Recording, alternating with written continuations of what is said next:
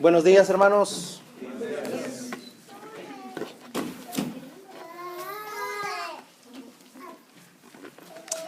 El domingo pasado, hermanos, estábamos hablando de cómo era increíble cuando, o recordar que en algún momento de nuestra vida teníamos la capacidad de hacer algo, pues por ejemplo cuando éramos niños y después se nos olvidaba, ¿verdad?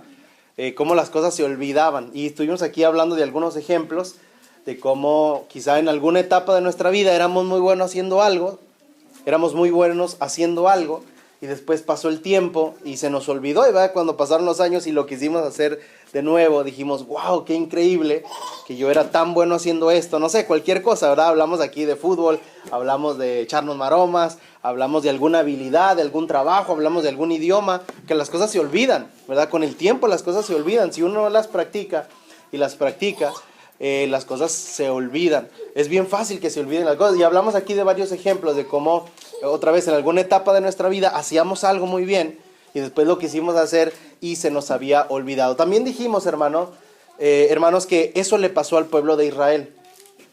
En el tiempo de José, en el tiempo de Abraham, de Isaac, de Jacob y de José, el pueblo de Israel, o la familia, que era más una familia que un pueblo, la familia de Abraham, Isaac y Jacob eran muy buenos para adorar a Dios. Dios se agradaba mucho de su adoración.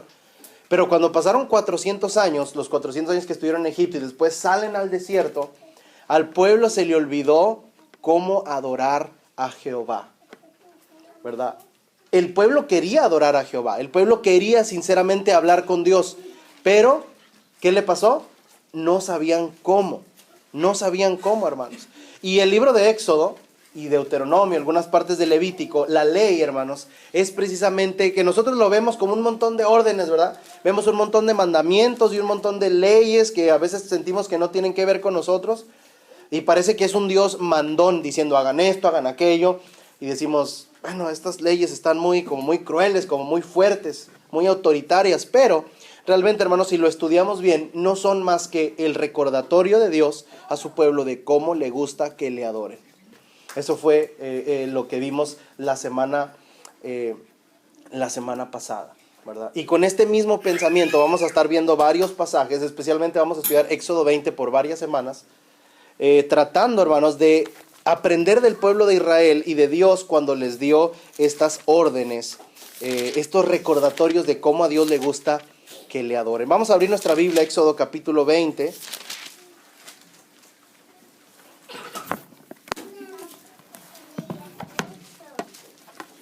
Éxodo capítulo 20, y hoy vamos a leer del versículo 1 al 6. Éxodo capítulo 20.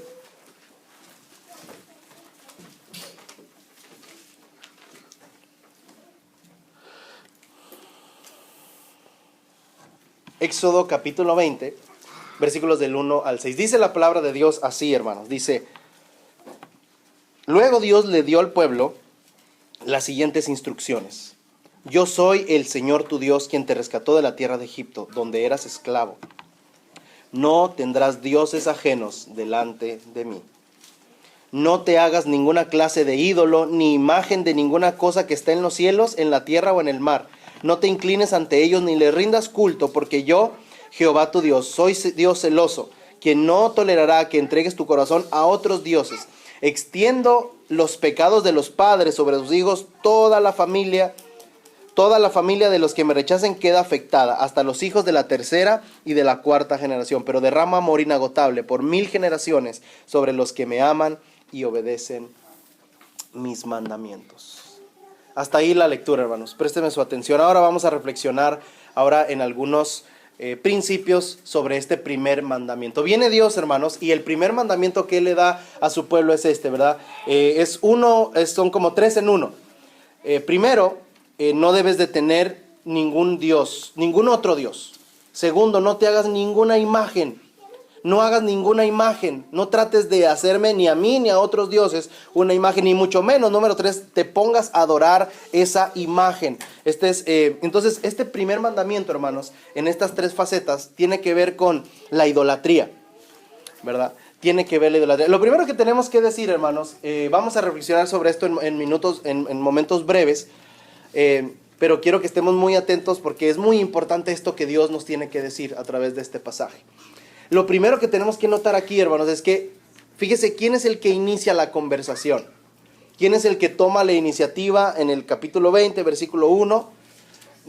¿Quién toma la iniciativa de conversar? ¿Quién es el que dice, vamos a conversar, vamos a hablar? Y el primero, hermanos, que inicia la conversación es Dios. Dios es quien toma la iniciativa de hablar con su pueblo. ¿Se puede imaginar a usted, hermanos, a un padre que no habla con sus hijos? ¿Se puede imaginar a usted un padre que no habla con sus hijos? Que sí les da todo, quizá. Trabaja duro, ¿verdad? Trabaja muy duro y les da todo, pero no habla con ellos.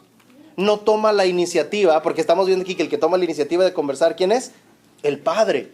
Se imagina un padre que no hable con sus hijos y menciona al padre y no a la madre, porque quizá a los padres nos cuesta más sentarnos y buscar momentos intencionalmente para hablar con nuestros hijos, ¿verdad? Generalmente, usualmente, las mamás hacen mejor trabajo escuchando y hablando con nuestros hijos.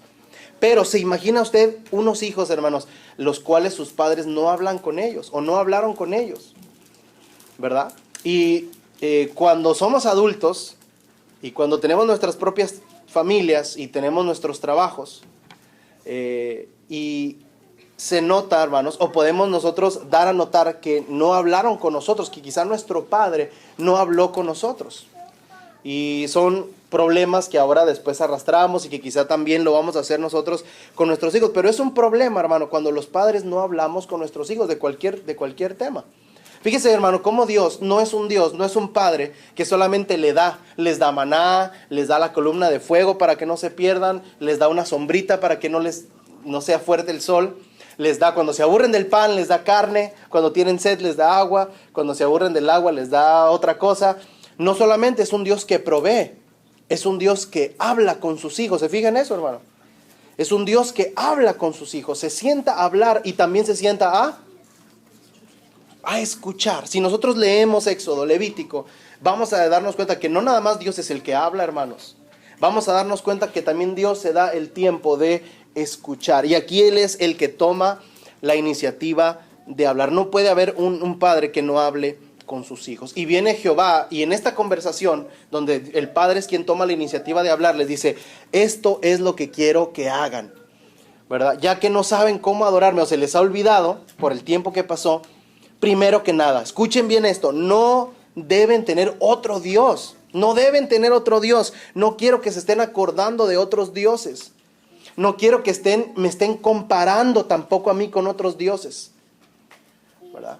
Y es interesante, hermanos, porque Dios, hermanos, aquí les da este primer mandamiento y suena muy autoritario. Suena, ok, esto es lo que quiero que hagan, no tengan dioses. Y cuando alguien viene a nuestra vida, por ejemplo, quizá los judíos no lo vieron así, pero nosotros, si alguien viene y nos dice, no quiero que hagas esto, ¿verdad? Por ejemplo, si yo vengo hoy y le digo, no quiero que vuelvas a estacionar tu carro ahí donde lo estacionaste, reaccionamos mal, ¿verdad? Decimos, ¿tú quién eres? Pues ni que tú fueras el dueño del estacionamiento, ¿verdad? Reaccionamos mal. Porque en nuestra sociedad, en nuestra cultura, hermanos, en nuestro tiempo, más que nada, en nuestro tiempo, cuando alguien viene y nos dice, no quiero que hagas esto, reaccionamos mal, no nos gusta porque no estamos acostumbrados a la sumisión, ¿verdad? No nos gusta que alguien venga y nos hable de esa manera. Cuando viene otra persona y me dice así, me siento débil. Cuando viene el jefe del trabajo y me dice, órale, apúrale, o si no te voy a correr de aquí, y me lo hace delante de mis compañeros, quedo yo, y Dios quiera que nadie de aquí tengamos jefes así, pero quedamos como personas débiles delante de los demás y no nos gusta que nos vean débiles. Aun cuando somos débiles, nos disfrazamos de fortaleza, ¿sí o no? Porque no nos gusta, hermanos, que nos vean con debilidad, no nos gusta ser percibidos como débiles, no nos gusta que nos vean como vulnerables, nos gusta que nos vean como fuertes, ¿verdad? Y es muy típico, hermanos, yo me acuerdo, por ejemplo, en la escuela, usted se acordará, ¿no? Viene el maestro y te regaña delante de todos, guarda ese celular, por favor. Y se voltea y yo le hago, está loco. Delante de mis compañeros, ¿verdad? Como para que vean que yo también puedo responder, ¿verdad? O hay incluso muchachos en la secundaria que se levantan y se pelean con el profesor. No, yo hago lo que yo quiero, usted no es nadie. Salte de mi clase. Y se sale de la clase. En lugar de decir, perdón, profesor, ya voy a guardar mi celular. Porque no nos gusta que nos perciban débiles. Por eso preferimos pelear, ¿sí o no?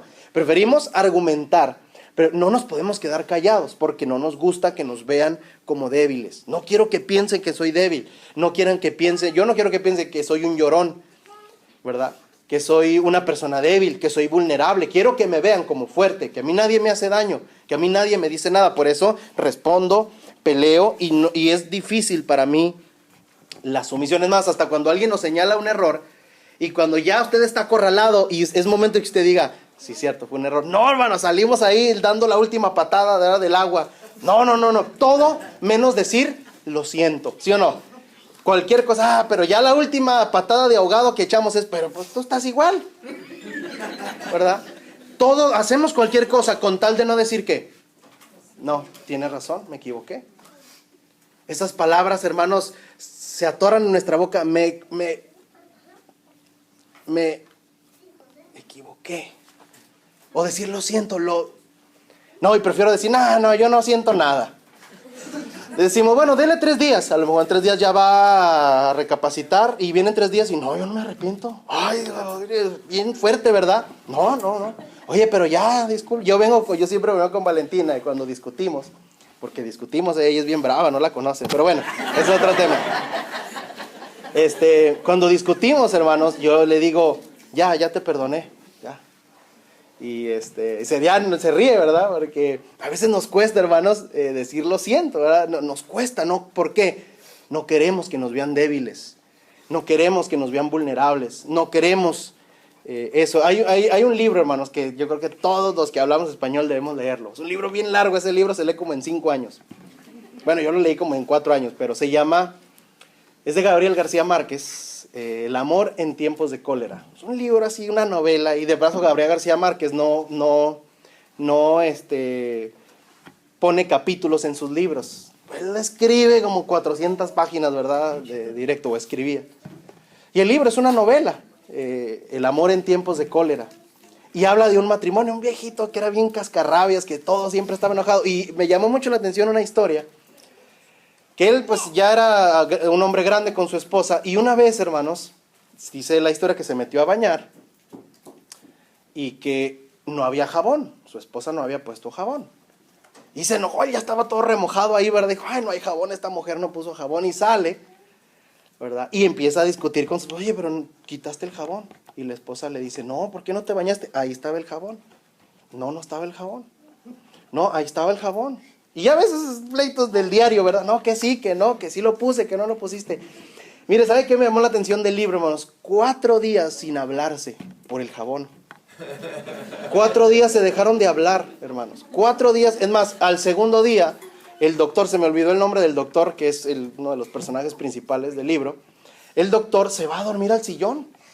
No, yo no quiero dormir con una mentirosa, que el jabón tú no lo pusiste. Y peleados, hermano, por eso. La mujer se había dado cuenta, ella en un punto se dio cuenta que no lo había puesto. Y en lugar de ir y decirle, ¿sabes qué? Tienes razón. No, ella siguió porque no nos gusta que nos vean débiles, ¿verdad? Al final de cuentas, el 5.º día, hermanos, viene el hombre, cansado de dormir en el sillón, y le dice, ¿sabes qué? Sí estaba el jabón, discúlpame ya. Se acabó el problema, ¿verdad? Y me dio mucha risa esa historia porque a veces nos pasa eso, hermanos. No queremos decir, no queremos aceptar, no queremos decir lo siento porque nos van a ver como débiles. Y cuando Dios le da estos mandamientos al pueblo, hermanos, el pueblo no lo percibe como que Dios tan mandón, si nos sometemos a Él somos débiles. No, hermanos, lo están viendo como un padre que cuida de sus hijos. No debemos ver los mandamientos, ni decir lo siento, ni aceptar la sumisión como algo de debilidad, sino como espiritualidad. Son las personas más espirituales que yo conozco en mi vida que aprenden a decir lo siento.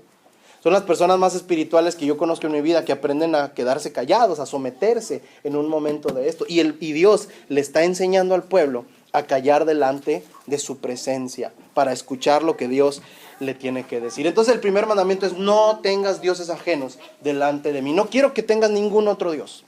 Ya vamos a hablar más de eso.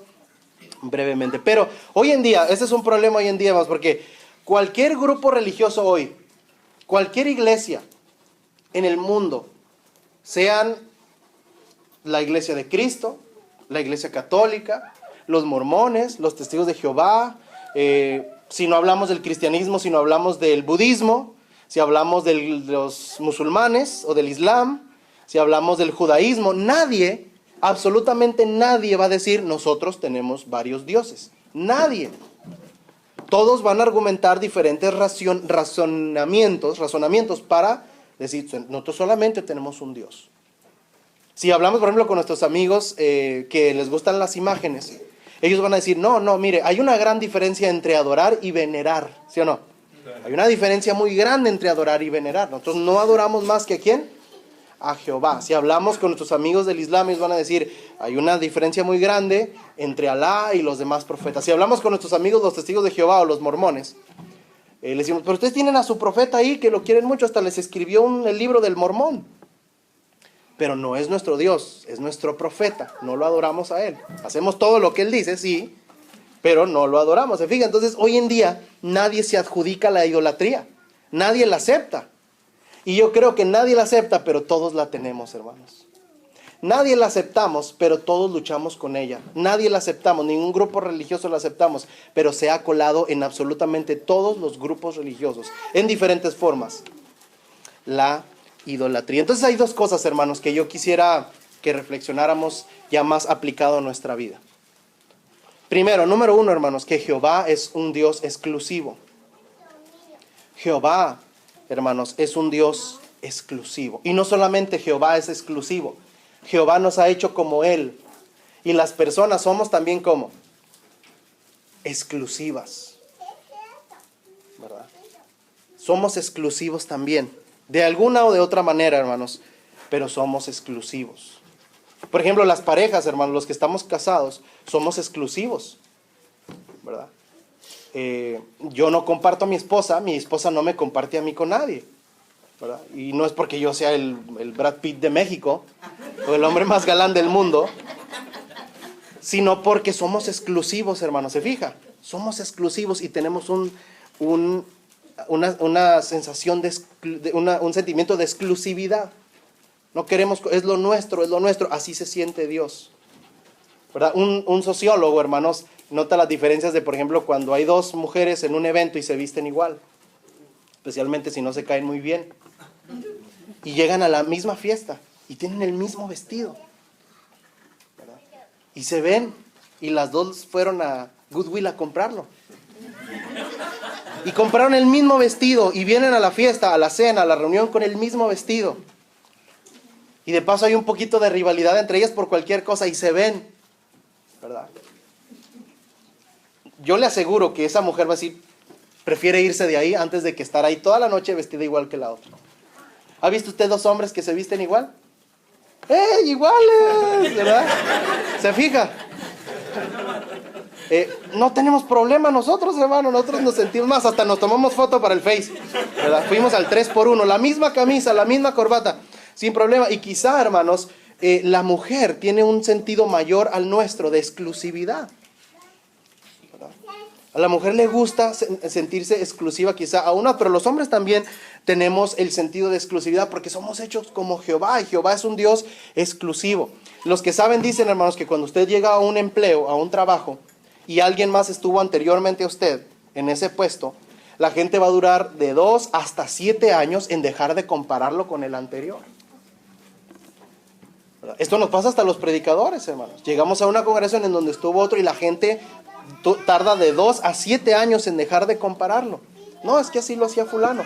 No, es que así lo hacía Vengano. No, es que... Y en cualquier trabajo es así, ¿verdad? Es algo que sucede. Ahora, esto mismo, hermanos, llegar a un nuevo puesto y que te comparen con el anterior, esto le pasó a Dios, hermanos. Estaban en el desierto y el pueblo decía, esto no nos pasaba en Egipto. ¿Se acuerda? Esto no nos pasaba en Egipto. Es que el Dios de Egipto, es que cuando estábamos en Egipto, y dice Dios, basta de compararme. No quiero ningún otro Dios delante de mí, no quiero ni que los mencionen. No existe ningún otro Dios. No hay otro Dios porque Dios es un Dios exclusivo.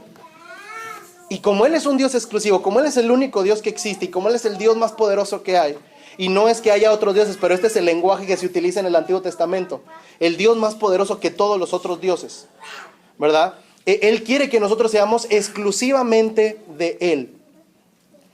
Y la exclusividad, hermanos, es cuando tenemos, fíjese bien en esto, tenemos la oportunidad de engañar, la tenemos ahí y no lo hacemos. Eso es exclusividad. Cuando se nos presenta la perfecta oportunidad de engañar a nuestro Dios y no lo hacemos, hermano. Así como con nuestra esposa. Un hombre fiel, una mujer fiel es cuando se le presenta la oportunidad de hacerlo y no lo hace. Y el ejemplo, hermanos, que se me vino a mí a la mente inmediatamente fue Jesús en el desierto. ¿Se acuerda? Tuvo la oportunidad de serle infiel a Jehová 3 veces. Y 3 veces dice, y terminó diciendo, al Señor tu Dios adorarás y solo a Él servirás. Teniendo la oportunidad de ser infiel, no lo fue. Esa es idolatría, hermanos. Idolatría es cuando tenemos la oportunidad de ser infieles y no lo somos. ¿Sí? Ahora, la oración y la adoración, hermanos, son la muestra de nuestra fidelidad a Dios. La oración es la protesta en contra de la idolatría. ¿Usted sabe lo que es una protesta? ¿Sabe lo que es una propuesta usted, una protesta? Allá en México, hermanos, hay un estado que se llama Oaxaca, el estado de Oaxaca, donde la gente de Oaxaca tiene fama de que son bien bravos y son muy buenos para protestar. De hecho, el gobierno de México siempre está en Oaxaca conversando con la gente, ¿verdad? Yo he tenido oportunidad de ir a predicar y siempre que voy, es una ciudad muy colonial, es una de las ciudades más antiguas de México, todo es colonial, las catedrales son preciosas. Y cuando uno va a Oaxaca, uno siempre quiere ir al centro a caminar porque todo es súper colonial, tiene más de 500 años la ciudad. Pero en el centro siempre hay plantones, protestas, y casi siempre son los maestros los que están protestando, están en contra de alguien. Esa es una protesta. Y usted les pregunta, oiga, ¿por qué están protestando? Porque nos bajaron el sueldo, o porque queremos más sueldo, o porque no nos respetan. Siempre hay una razón. Y en las constituciones, en todos los países, o casi en todos los países en la constitución, dice que tenemos el derecho de protestar ante nuestro gobierno, ¿verdad? De una manera pacífica y sin violencia. Y la protesta, la mejor protesta en contra de la idolatría, hermanos, es la oración. La oración. A veces pensamos que la falta de oración es simplemente por 2 cosas. Cuando un cristiano no ora mucho, cuando un cristiano no ora lo suficiente, casi siempre dice que es por 2 razones. Una, porque le falta tiempo, o 2, porque le falta disciplina. Y el cristiano ahí anda luchando porque no ora, pasan semanas y semanas y no ora. Y no ora todos los días, no tiene la costumbre y ahí anda luchando y sabe que tiene que orar. Y dice, ya voy a empezar a orar. Y llega el día y no ora y anda luchando con eso. Y usted piensa que es solamente por falta de ganas, o de fuerza, o de tiempo, o por falta de disciplina. Y no, hermanos. La falta de oración es porque la idolatría se ha metido a nuestros corazones. La mucha oración es la protesta en contra de la idolatría. No solamente son falta de ganas, hermanos. No solamente es falta de disciplina. Son los ídolos de nuestra vida que nos han ganado. Si usted cree que nada más es falta de tiempo, de disciplina, está muy equivocado. El problema es más grande que eso. La falta de oración es un problema muy grande. Es un hueco en la vida espiritual grandísimo cuando no oramos lo suficiente. Y es un problema de idolatría. Es un problema de idolatría. Que quizá tenemos que limpiarnos de esos ídolos. Y va a ver que cuando usted se limpia los ídolos, lo primero que uno hace es caer en oración, ¿verdad? Número 1, Jehová es exclusivo. Número 2, para terminar, Jehová es celoso porque está involucrado con nosotros profundamente. Sí. Jehová, número 1, es exclusivo y nos quiere exclusivamente para Él. Y número 2, Él es celoso. Él es celoso, hermanos, porque está involucrado con nosotros. Es decir, a una persona que no le importamos, una persona que no se pone celoso, ¿se fija? Una persona que está involucrado en tu vida es una persona que le vas a importar y que le va a doler cada decisión que hagas. Dios, hermanos, está sumamente involucrado en nuestras vidas. Es más, está tan involucrado Dios que hasta lloró por nosotros. ¿Se acuerda Juan capítulo 11? Jesús lloró, Juan 11:35. ¿Por qué lloró Jesús? ¿Porque se murió Lázaro? No. ¿Ha leído bien la historia? ¿Por qué lloró Jesús, hermanos? Juan 11:35. Porque vio llorar ¿a quiénes? A todos los que estaban ahí. Si usted lee con cuidado Juan 11, se va a dar cuenta que Jesús no llora porque la muerte de Lázaro. Jesús llora porque todos están llorando. Y cuando usted llora, ¿quién llora también? Dios. Y cuando a usted le va bien, ¿quién está contento también? Dios. Dios, hermanos, no es un Dios indiferente, no es un Dios deísta que está lejano a nosotros y dice, bueno, pues mira, mijo, si te va bien, Dios te bendiga, si te va mal, a mí yo estoy aquí en el cielo de vacaciones con mis querubines, aquí todos tocándome el arpa. No, Dios no está así, hermanos. Dios está sumamente involucrado y pendiente de cada detalle de nuestra vida. Por eso le duele y por eso llora, hermano. Por eso usted llora y Él llora. Por eso usted ríe y Él ríe. Por eso usted es infiel y Él se pone celoso. Porque Él está sumamente involucrado con nosotros, hermanos. Hay dos tipos de profesores en la escuela: los que dan su clase y chao, y los que dan su clase y se involucran con los alumnos. Yo tenía un profesor en la secundaria que nos daba flauta. Nunca aprendimos nada, pero nos daba una clase de flauta. Y una ocasión, hermanos, el profesor entró al salón y empezó a llorar. ¿Nunca usted hizo llorar su grupo a un profesor? Empezó a llorar el profesor, hermanos. Muchachos, pórtense bien. Yo tenía como 13, 14 años en la secundaria allá en México. Pórtense bien. El profesor se había involucrado tanto con nosotros, con nuestras familias, en nuestras vidas, en nuestra disciplina, que alguien hizo algo y le dolió muchísimo. Había otros profesores que nunca iban a derramar una lágrima por nosotros, hermanos, porque no estaban involucrados con nosotros. Hay una película, hermanos, que yo le recomiendo mucho, muchísimo, de Cantinflas, que se llama El Profe. Véala, hermanos, es una película bien bonita donde un profesor llega a un pueblo pequeño y se empieza a involucrar en la vida de sus alumnos y empieza a ver violencia. Es una película como del año, no sé, 60, por ahí, blanco y negro, muy antigua, pero muy bonita. Y Dios, hermanos, es ese maestro, es ese padre que no es indiferente, sino que está tan involucrado con nosotros que cuando le somos infieles, a Él es a quien más le duele, Él es el que más llora. Jehová está íntimamente ligado en nuestras vidas. Dice ahí el texto: no te hagas ninguna imagen de mí. Y bueno, para elaborar este punto necesitaremos mucho más tiempo. Pero fue hasta el IV siglo cuando se hizo la primera fotografía de Jesús. Lo hicieron los romanos y pintaron un Jesús romano ahí, pelo rubio, que es el Jesús que circula en muchos de los cuadros. Nunca se había pintado a Jesús antes. Bueno, pasaron unos 10 siglos y viene Juan Damasceno y pelea por las imágenes en la iglesia. Y Dios dice: no se hagan imagen delante de mí. Quiero terminar, hermanos, llamando su atención a este castigo, porque este mandamiento tiene un castigo. Si ustedes se hacen un Dios ajeno, sus hijos van a sufrir las consecuencias. Hasta la tercera y ¿cuál generación? Cuarta generación. Uno dice, ¿cómo? ¿Cómo? Y a veces pensamos que cuando peco Dios me da un castigo, hermanos. Y no. El castigo es el pecado, hermanos. El castigo el pecado ya es suficientemente castigo para nuestras vidas. Cuando yo soy infiel, hermanos, no solamente le soy infiel a Dios. Fíjese bien en esto, los que tenemos hijos, hermanos. Cuando yo soy infiel a Dios, o cuando yo soy infiel a alguien, no solamente soy infiel a esa persona, soy infiel a mis hijos también. Soy infiel a mi familia también. Y ellos van a sufrir también las consecuencias. Por eso, hermanos, necesitamos reflexionar sobre este punto. Porque ser infiel a Dios, hermanos, tener otros dioses, no solamente es ser infiel a Él, sino fallarle a mi familia. ¿Sí? ¿Qué es lo que podemos hacer? Y esto es lo más importante del sermón de hoy. ¿Qué es lo que podemos hacer, hermanos, para combatir la idolatría? Hablar de los ídolos lo hemos hecho muchas veces aquí. El trabajo, yo mismo, mis deseos, mi egoísmo, etcétera, etcétera, etcétera. Hay muchos ídolos que nos persiguen. De eso ya hemos hablado muchas veces aquí. Usted sabe eso. Pero yo quiero decirle en esta mañana, hermanos, que las dos herramientas más fuertes para combatir la idolatría son la oración y la adoración a Dios.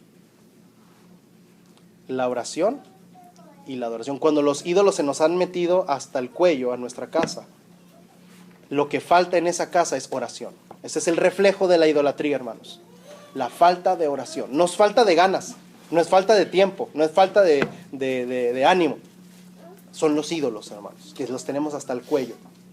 Los tenemos aquí hasta la nariz. Y nos están consumiendo. Sí. Yo quiero preguntarte en esta mañana, ¿cuánto oramos, cuánto adoramos a Dios y cuántos ídolos tenemos en nuestra vida? El Señor quiere recordarnos cómo es que a Él le gusta que le adoren. No tiene que ver con una liturgia, no tiene que ver con una ceremonia, no tiene que ver con una forma aquí grupal. Tiene que ver con que a Él no le gusta que haya otros dioses delante de su presencia. A Él no le gusta que haya otros dioses. A Él le gusta ser exclusivo, no le gusta que estemos comparándolo con otros. Él es el único Dios. Y como único Dios es que le gusta que le adoren. Vamos a ponernos de pie, hermanos, y tenemos un canto para seguir reflexionando. Que el Señor les bendiga.